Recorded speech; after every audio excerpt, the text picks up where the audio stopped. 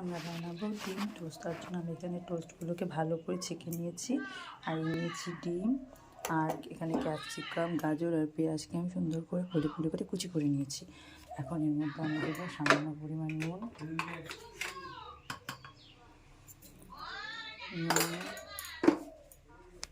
অল্প চাট মশলা,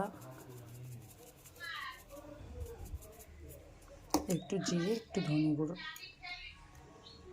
সুন্দর করে সব কিছু দিয়ে মিশিয়ে নিয়েছি।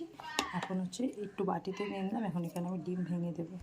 এখানে আমি ডিমটা সব সাথে মিশিয়ে নিয়েছি। এখানে আমি প্যানটা বসিয়ে দিয়েছি। আমি প্যান বসিয়ে প্যানের মধ্যে তেল দিয়ে দিয়েছি। এখন এখানে আমি ডিমটা দিয়ে পুরোটাতে ছড়িয়ে দেবো। পুরো ডিমটা ছড়িয়ে দিয়েছি। এখন আমি এখানে একটা ব্রেড স্লাইস এমন করে দিয়ে এমন করে হালকা করে উল্টে নিয়ে দেবো। দেওয়ার পর এটাকে সুন্দর করে ফোল্ড করে দেবো।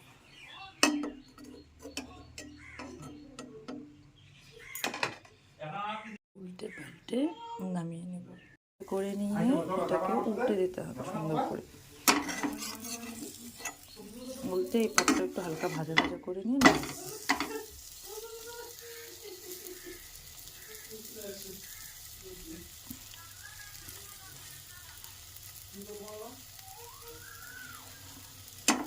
এটা হয়ে গেছে, নামিয়ে আমি প্লেটে সার্ভ করে নিয়েছি। দেখতেই পাচ্ছি মেয়োনিজ আর সসের সাথে।